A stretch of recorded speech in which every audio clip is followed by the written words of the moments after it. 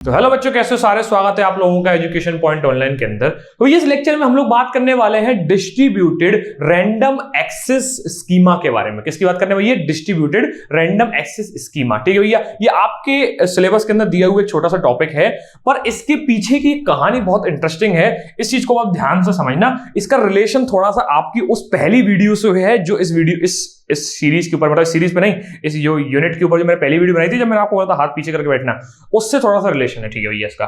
ठीक है भैया, मैंने आपको क्या बोला?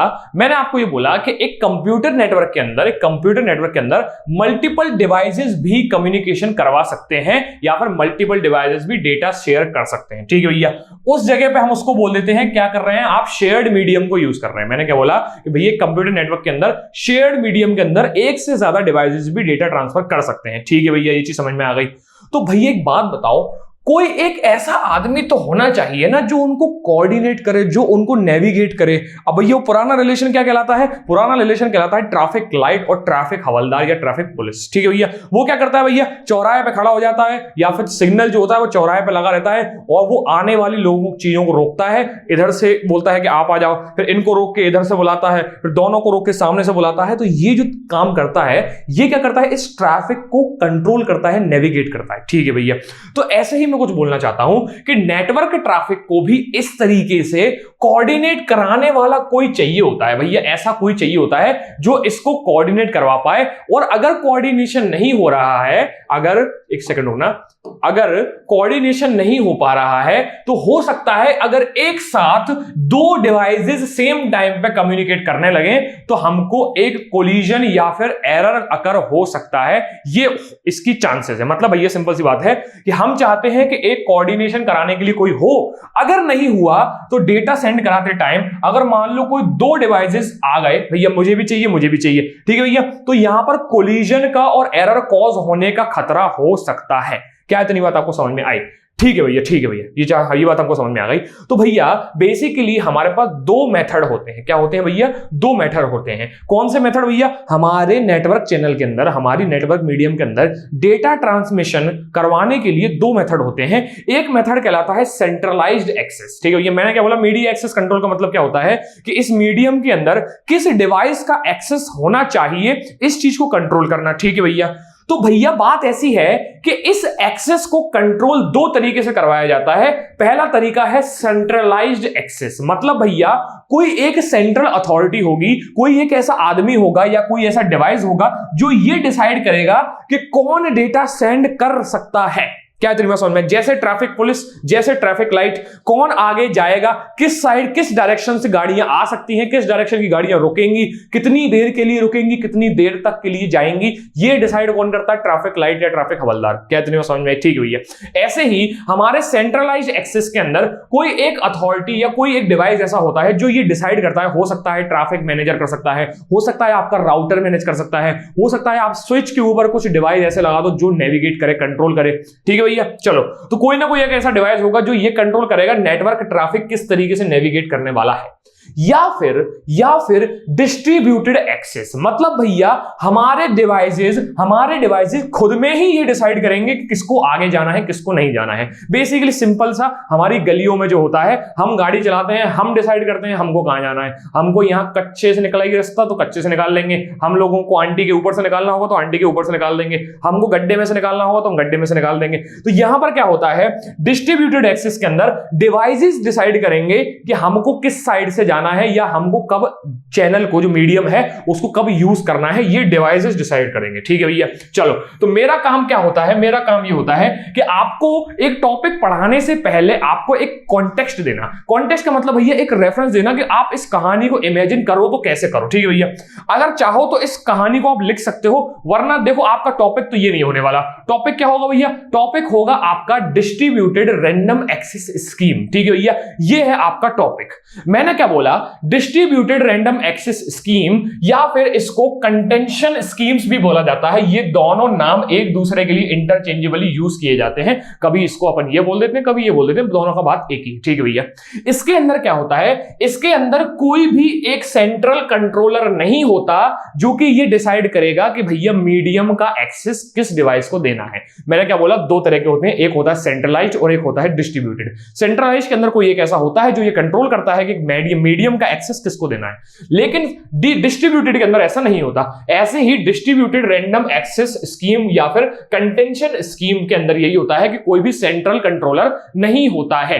डिवाइस आपस में ही कंपीट करके, आपस में ही कंटेंट करके ये डिसाइड करते हैं कि जब भी मुझे चांस मिलेगा तब मैं हमारे मीडियम को यूज कर लूंगा, जब भी मेरे को चांस मिलेगा मैं अपने मीडियम को यूज कर लूंगा। ऐसे ही गलियों के अंदर गाड़ी चलाते हुए यही होता है कि भैया हम तो होड़ लगा रहे होते हैं कि जब मुझे रास्ता मिलेगा और मैं ऐसे काटते काटते निकाल लूंगा। बिल्कुल ऐसा ही कुछ होता है। हाँ, लेकिन चौराहे वगैरह पे जहां पर ट्रैफिक पुलिस या ट्रैफिक लाइट लगी है वहां पर हमको रूल्स फॉलो करने पड़ते हैं। ठीक है भैया, ऐसे ही कुछ है। ठीक है भैया, ठीक है भैया। हम क्या करते हैं यहां पर इस एक्सेस बेस्ड पे हम लोग क्या करते हैं, रैंडम डिसीजन, रैंडम रूल्स को फॉलो करते हैं ताकि हमारा रिड्यूस या कोलिजन हैंडल हो जाए।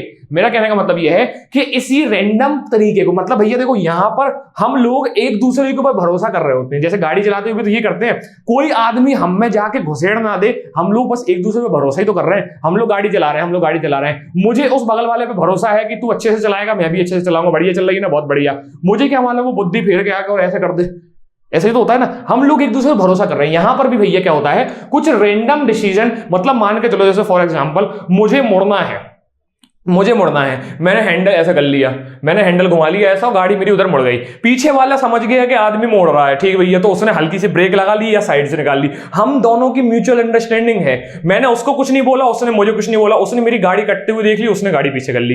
क्या ये म्यूचुअल अंडरस्टैंडिंग है? बिल्कुल है। क्या मैंने उसको कुछ बोला, किसी ने हमको नेविगेट किया, किसी ने हमको कंट्रोल किया, किसी ने कंट्रोल नहीं किया, हम दोनों ने एक दूसरे से डिसाइड किया। जैसे फॉर एग्जांपल मैं गाड़ी चला रहा हूं, हम दो लोग पैरेलल चल रहे हैं, मुझे लेन काटनी है। मैं लेन काटने के लिए जैसे हैंडल मोड़ूंगा, पीछे वाला समझ जाएगा ये लेन काट रहा है, वो हल्का सा पीछे होगा या फिर मुझसे आगे निकलने की कोशिश करेगा। कुछ तो ऐसा होगा जो हम दोनों एक दूसरे की तरह मैनेज कर लेंगे। ठीक है भैया, हमको कंट्रोल करने वाला कोई नहीं है, हम खुद से कर रहे हैं। तो हम रैंडम डिसीजन, रैंडम रूल्स के थ्रू ये डिसाइड करेंगे ताकि हमारा कोलिजन जो है वो रिड्यूस हो जाए या हैंडल हो जाए। गाड़ी भी कोलाइड होती है ना, गाड़ी कोलाइड होती है, गाड़ी तब कोलाइड होती है जब नजर हटती है तो दुर्घटना घटती है। अगर हम लोग नजर रख रहे हैं, अगर हम एक दूसरे की म्यूचुअल अंडरस्टैंडिंग को समझ रहे हैं तो हमारी गाड़ी कोलाइड कभी नहीं करेगी। क्या इतनी बात आपको समझ में आई? ठीक है भैया, तो हमको समझ में आया कि भैया ये जो होता है डिस्ट्रीब्यूटेड रैंडम एक्सेस स्कीमा, इसके अंदर एक्चुअली में हम यही करते हैं कि हम कुछ रैंडम रूल्स का फॉलो करते हैं। कोई रूल्स नहीं होते यहां, कोई रूल्स नहीं होते यहां पर। जब मुझे मौका मिलेगा मैं डेटा ट्रांसफर कर दूंगा, जब मुझे मौका नहीं मिलेगा मैं डेटा ट्रांसफर नहीं करूंगा, बस यही तरीका है। ये पता है कहां इंट्रोड्यूस हुआ था? ये हवाई एक जगह है, हवाई एक आइलैंड है बेसिकली, हवाई एक आइलैंड है, उस आइलैंड पे ये चीज इंट्रोड्यूस हुई थी। ठीक है भैया, हम लोग हवाई में लोग क्या करते थे, हवाई एक आइलैंड है बेसिकली। आपने नोबिता डेकिसुगी वाला कार्टून देखा ना, डोरेमोन, उसके अंदर सुनिए बहुत डींगे मारता था, मैं हवाई से आया हूं, ठीक है मैं हवाई जाता हूं। तो हवाई एक आइलैंड है, वहां पर क्या होता था, उसके पास पास अड़ोस पड़ोस वाले आइलैंड से हमको कम्युनिकेशन कराना होता था। ठीक है भैया, कम्युनिकेशन कराना होता था। तो उसके अंदर हम यही करते थे, हमको जब मौका मिलता था हम कम्युनिकेशन करवा देते थे, हम लोग अपना डेटा ट्रांसफर कर देते थे, तो दूसरे आइलैंड वाले को पता चल जाता था। यहां पर उतनी दूर से हम दोनों के बीच में कोई वो नहीं है कि हम दोनों एक दूसरे से बात करेंगे पहले। ये मतलब कोई नेविगेटर नहीं है बीच में कि तुम रुक जाओ, तुम आ जाओ, तुम मत करो, तुम करो, ऐसा। हम लोगों को जब मौका मिलेगा हम डेटा फेंक देंगे, वहां पर डेटा रिसीव कर लिया जाएगा। हम दोनों के बीच में म्यूचुअल अंडरस्टैंडिंग है कि हमको डेटा ट्रांसफर करना है। किसी तीसरे आइलैंड के साथ भी हमारी म्यूचुअल अंडरस्टैंडिंग है, जब मैं करूंगा तो तू नहीं करेगा, तू करेगा तो मैं नहीं करूंगा। सिंपल सी बात है। क्या इतनी बात समझ में आई? ये चीज हवाई के अंदर यूज की जाती है। इसी कॉन्सेप्ट को हम लोग लेके आए हैं यहां पर डिस्ट्रीब्यूटेड रैंडम एक्सेस स्कीमा के अंदर। ये किसी एक जमाने में वाईफाई के अंदर या इंटरनेट के ऊपर यूज किया जाता था, पर आजकल तो खैर ये होता भी नहीं है, आजकल ये यूज नहीं होता। लेकिन जब मैं बोल रहा हूं, देखो मान के चलो किसी एक जमाने से लेकर के, मान के चलो किसी एक जमाना, ये बीच का हिस्सा और ये आज का हिस्सा, ये न्यू, ये मॉडर्न टाइम, ये मिडिवल टाइम और ये अर्ली टाइम। अर्ली टाइम पे ये चीज यूज की जाती थी वाईफाई के अंदर, इंटरनेट के अंदर। फिर मिडिवल टाइम आया तो उसको हम लैन के अंदर भी यूज करने लगे, पर आजकल तो इससे और भी अच्छे तरीके होते हैं जो यूज होते हैं। कहने का मतलब यह है, मैंने आपको कहानी सुना दी, ठीक है भैया, मिटा दो। ठीक है भाई, एग्जाम में आएगा तो भैया सबसे पहले लिखोगे ये। ठीक है भैया, चलो आगे बढ़ते हैं, बात करते हैं डिटेल में। What is the distributed random access schemes? ठीक है भैया, चलो सबसे पहले बात करते हैं डिस्ट्रीब्यूटेड का क्या मतलब है। मैंने आपको बताया कि बीच में कोई सेंट्रल अथॉरिटी नहीं होती जो इस चीज को कंट्रोल करे, मीडियम के एक्सेस को कंट्रोल करे, ठीक है भैया। रैंडम एक्सेस का मतलब क्या है? रैंडम एक्सेस का मतलब यह है कि हम लोग किसी भी रैंडम टाइम पे आकर मीडियम के अंदर एक्सेस करना शुरू करते हैं। मीडियम क्या होता है भैया? ये चैनल जहां पर हमारा डेटा ट्रांसफर होने वाला है। यहां पर मैं बैठा हूं, यहां पर मैं बैठा हूं, ठीक है भैया। मैं जब चाहे आके इसके अंदर डेटा फेंक दूंगा, जब मेरी मर्जी होगी ऐसे डेटा फेंक दूंगा। जैसे हम कचरा फेंकते हैं ना, जैसे हम कचरा फेंकते हैं, ऐसे उठाया उठाया टक करके ऐसे फेंक दिया, ठीक है। जब मेरी मर्जी होगी मैं कचरा फेंक दूंगा, ठीक है भैया। या जब मेरी मर्जी होगी मैं डेटा फेंक दूंगा। इसको बोलते हैं रैंडम एक्सेस, ठीक है भैया। स्कीम्स क्या होती है? स्कीम्स क्या होते हैं? सेट ऑफ रूल्स होते हैं, प्रोटोकॉल्स होते हैं, जिससे हम डिसाइड करेंगे कि कैसे डिवाइस को मीडियम के ऊपर एक्सेस एक्वायर करना है। क्या है तुम्हें समझ में आई? ठीक है भैया। चलो, तो यहां हमको मीनिंग समझ में आया। एग्जाम में लिखेंगे तो मीनिंग ही तो लिखेंगे, ठीक है भैया। कहानी तो लिखेंगे नहीं, हालांकि कहानी भी लिख ही सकते हो अगर आपको मीनिंग ध्यान नहीं आ रहा है तो, ठीक है भैया। तो बेसिकली हम ये बात करते हैं कि इस स्कीम के अंदर होता क्या है। इस स्कीम के अंदर सिंपल सी बात होती है कि डिवाइस डेटा सेंड तब करता है जब उसके पास डेटा होता है। मतलब भैया मैं आपको मान लो आज मैं पार्टी दूंगा, तो मैं आपको पार्टी कब दूंगा? जब मेरे पास पैसे होंगे, ठीक है भैया। तो कुल मिला के कहने का मतलब यह है कि जब डिवाइस के पास डेटा होगा तब वो डेटा अपनी मर्जी से ट्रांसफर कर देगा। क्या है तो समझ में? ठीक है भैया। ना तो कोई रोकने वाला ना कोई टोकने वाला, ठीक है भैया। अगर मान लो एक साथ दो लोगों ने ये डिसाइड किया कि मैं डेटा फेंक दूंगा, तब आएगा भैया क्या? कोलिजन। जैसे फॉर एग्जांपल मान लो आज कोई त्योहार है और आपको मालूम है कि अभी आज त्योहार है, बाजार में होगी भीड़, ठीक है भैया। तो आपने डिसाइड किया कि यार अभी बाजार नहीं जाता हूं, शाम को चला जाता हूं, ठीक है भैया। हो सकता है ऐसे 10,000 लोगों ने सेम चीज सोची हो कि यार इस समय आज तो त्योहार है, मार्केट में भीड़ होगी, ठीक है भैया। तो आप लोग मार्केट में नहीं गए। जैसे फॉर एग्जांपल आप मेला वेला जाते हो तो आपको मालूम है आज संडे होगा, संडे को इतनी भीड़ रहेगी, लोग संडे को बहुत ज्यादा होंगे, एक काम करते हैं मंडे को चलते हैं। आपको पता चला 10,000 लोगों ने सेम चीज सोची होगी, तो मंडे को भी भीड़ होगी वहां पर। क्या है? तो नहीं बात समझ में आई? तो बस बात यही है कहने का तरीका कि एक साथ मान लो जो अकल आपने लगाई, हो सकता है बगल वाले ने भी सेम अकल लगाई हो, वो भी मंडे को ही निकलेगा। तो ऐसा ही मान के चलो, आपने सोचा कि मैं 1 बजे निकलूंगा, ऐसे मान लो 10 लोगों ने भी सेम चीज सोची कि मैं 1 बजे ही निकलूंगा। तो अब क्या होगा? अब कोलिजन होने के चांसेस अभी भी है, क्योंकि आपके बीच में कोई भी नेविगेटर नहीं है, कोई भी कंट्रोलर नहीं है जो आपको ये बताएगा कि नहीं भाई आप रुक जाओ, अभी 10 लोग ऑलरेडी लाइन में खड़े हुए हैं। जैसे कंपाउंडर होता है ना डॉक्टर के यहाँ पे, वो बैठ के ये डिसाइड करता है कि भैया 1 नंबर हो गया, अब तुम आ जाओ नंबर 2, फिर 2 नंबर हो गया, नंबर 3 आ जाओ। अगर ऐसा नहीं होगा बीच में कोई डिसाइड करने वाला, तो डॉक्टर के यहाँ लगेगी भीड़। क्या लगेगी भैया? भीड़। ये भी सोचेगा मैं भी करा लूं, वो भी सोचेगा मैं भी करा लूं, गेट पे आके लड़ेंगे सब लोग, मेरे दांत में दर्द ज्यादा है भैया, हट जाओ, मुझे करवाना है। क्या है समझ में? ठीक है भैया। चलो, कोलिजन के बाद क्या होगा भैया? अगर मान लो मेरे साथ मेरे दोस्त ने डिसाइड किया कि मैं इस गली से गाड़ी निकालूंगा, हम दोनों आके भिड़ गए, ठीक है भैया। तो मान लो 2 डेटा पैकेट चले, 2 डेटा फ्रेम चली एक कम्युनिकेशन चैनल में से, दोनों आके भिड़ गई। तो होगा क्या? ये दोनों ही क्या कर लेंगी? दोनों ही बैकफॉल कर लेंगे। क्या कर लेंगे भैया? दोनों ही बैकफॉल कर लेंगी, और उसके बाद दोनों ही किसी रैंडम टाइम पे आने की कोशिश करेंगे, ठीक है भैया। समझना मेरी बात। मान लो ये मेरा कम्युनिकेशन चैनल है, 2 हमारे डेटा पैकेट आए और इस जगह से जाने की कोशिश कर रहे हैं, ठीक है भैया। मान लो दोनों आके टकरा गए। जैसे ही दोनों आके टकराए, वो दोनों बैकफॉल कर जाएंगे, फिर दोनों किसी भी रैंडम टाइम पे आने की कोशिश करेंगे। अब ये रैंडम टाइम हो सकता है फिर से कोलाइड करने वाला हो, या हो सकता है थोड़ा सा आगे पीछे का हो। इसने पहले डिसाइड किया, इसने बाद में डिसाइड किया, तो अब होगा क्या? ये पहले निकल जाएगा और ये उसके बाद निकल जाएगा। क्या ऐसा हो सकता है? बिल्कुल। तो भैया यहां पर कुछ भी हो सकता है। कुछ भी होने का मतलब यह है रैंडम है भैया, रैंडम है। क्या है भैया? रैंडम है। कोई भी ऐसा डिसाइड नहीं करने वाला, कोई भी कंट्रोलर नहीं है। यहां पर अपने डिवाइसेस अपने हिसाब से डिसाइड करते हैं। क्या तुम्हें समझ में? नोट किया गया? शाबाश, बहुत बढ़िया। आगे बढ़ते हैं, बात करते हैं कंटेंशन स्कीमा की। मैंने अभी तक आपको ये बिल्कुल नहीं बोला कि डिस्ट्रीब्यूटेड जो है और कंटेंशन अलग अलग है, दोनों ही सेम है। दोनों को एक दूसरे के नाम के साथ इंटरचेंजेबली यूज किया जाता है। तो पर मैं इसको अलग से क्यों लेके आया हूं? बेसिकली मैं आपको कंटेंशन स्कीमा का मीनिंग समझाना चाहता हूं। वहां पर मैंने आपको डिस्ट्रीब्यूटेड स्कीमा का मतलब समझाया, distributed random access schema. Distributed का मतलब समझाया, स्कीमा का मतलब समझाया, रैंडम का मतलब समझाया। ऐसे ही मैं यहां पर कंटेंशन स्कीमा का भी मतलब समझाना चाहता हूं। कंटेंशन स्कीमा का सिंपल सा मतलब होता है कंपटीशन। हम लोग क्या कर रहे हैं? कम्युनिकेशन मीडियम के एक्सेस लेने के पीछे कंपटीशन कर रहे हैं। हम चाहते हैं मुझे मीडियम मिले, वो चाहता है मुझे भी मीडियम मिले, वो चाहता है मुझे भी मीडियम मिले। तो ये कंपटीशन के बीच में हम लोग क्या करते हैं? डिवाइस एक दूसरे से कंपीट करते हैं। किसके लिए भैया? मीडियम के एक्सेस के लिए। क्या इतनी बात समझ में? इसके स्टेप्स क्या होते हैं भैया? सबसे पहले भैया डिवाइस ये चेक करता है कि क्या मैं फ्री हूं। भैया वो ये चेक नहीं करता कि मीडियम फ्री है कि नहीं है, हमारा ये जो डिवाइस है ये मीडियम को चेक नहीं करेगा कि तुम फ्री हो कि नहीं हो, वो ये चेक करेगा क्या मेरे पास डेटा है कि नहीं है। ठीक है भाई, ये सिंपल सी बात है। जो फिजूल खर्च आदमी होता है वो ये देखता है कि अगर मेरे जेब में पैसा है तो वो उड़ेगा, सिंपल सी बात है। जेब में पैसा मतलब उड़ा, ठीक है भैया। वो ये नहीं देखेगा कि जरूरत है कि नहीं है, सिंपल सी बात है। बस सिंपल सी बात यही है कि ये देखा जाएगा कि क्या मेरे पास डेटा है। अगर डेटा होगा तो मैं डेटा फेंक दूंगा, ठीक है भैया। अगर मान लो सेम अकल एक से ज्यादा लोगों ने भी लगाई, उसने भी सोचा मैं 1 बजे निकलूंगा, उसने भी सोचा मैं 1 बजे निकलूंगा, 1 बजे निकलने बाद दोनों टकरा गए। क्या करा के बोलो, दोनों टकरा गए, ठीक है भैया। जैसे ही दोनों टकराए तो दोनों ही वापस लौटकर, दोनों ही बैक ऑफ कर क्या करेंगे, थोड़ा सा वेट करेंगे एक रैंडम डिले के लिए, और उसके बाद वापस दोबारा से एंट्री करने की कोशिश करेंगे। हो सकता है वो दोबारा टकरा जाए, हो सकता है पहला वाला निकल जाए, दूसरा वाला उसके बाद निकले, कुछ भी हो सकता है, ठीक है भैया, कुछ भी हो सकता है। रैंडम डिले है, रैंडम डिले है। दोनों अपनी अपनी मर्जी से अपने अपने टाइम के लिए डिले कर सकते हैं। हो सकता है वो जितनी बार आए उतनी बार टकराएं, ये भी हो सकता है, ठीक है भैया। चलो ठीक है भैया, इसको बोला जाता है इसको बोला जाता है कंटेंशन स्कीमा। सेम बात है, कंटेंशन स्कीमा और डिस्ट्रीब्यूटेड रैंडम एक्सेस स्कीमा एक ही बात होती है। दोनों का नाम अलग अलग नहीं है, दोनों का मतलब सेम है, बस नाम अलग अलग है, ठीक है भैया। मतलब दोनों का सेम है, ठीक है भैया। यहां पर आपके सिलेबस में बीच में एक एल्गोरिथम होती है जिसको मैं बैक ऑफ एल्गोरिथम बोलता हूं, जो कि मैंने अभी बीच में स्किप करता हुआ पाया गया। आपने अभी देखा कि अगर आप सिलेबस को मेंशन कर रहे हो तो आपने देखा होगा मैंने सबसे पहले मैक एड्रेसिंग बताई, मैक एड्रेसिंग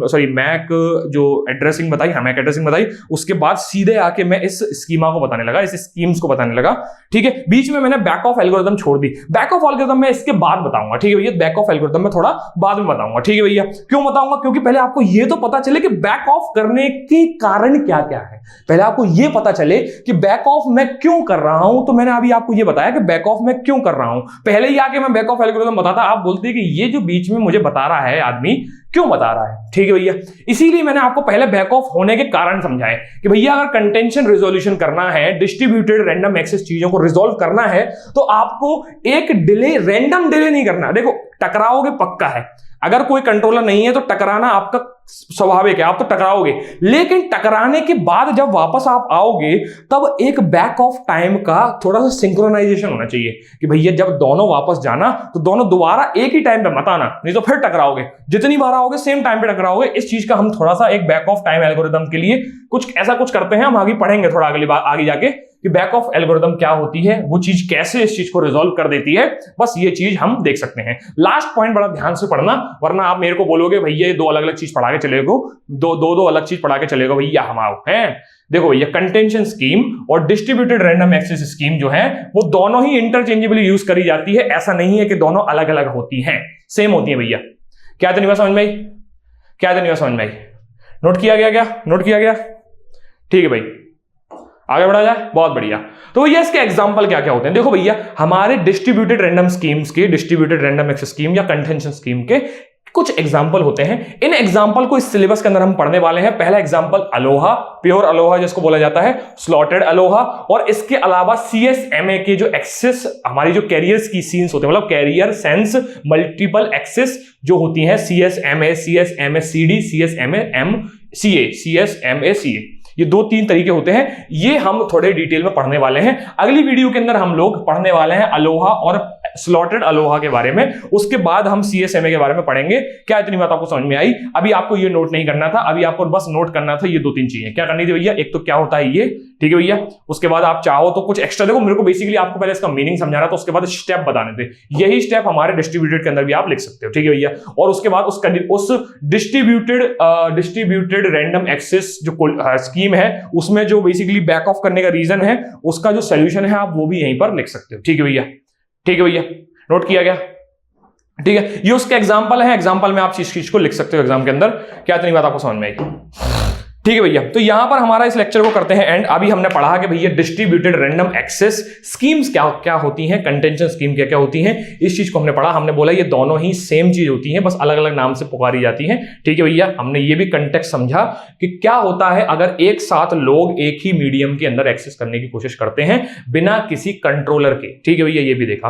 अगले लेक्चर में हम देखेंगे इसके एग्जांपल्स को इवेल्युएट करेंगे, जिसके अंदर हम प्योर अलोहा और स्लॉटेड अलोहा के बारे में देखेंगे। उसका टाइम क्या होता है, वनरेबल टाइम क्या होता है, एफिशिएंसी क्या होती है, ये चीज देखी जाएगी।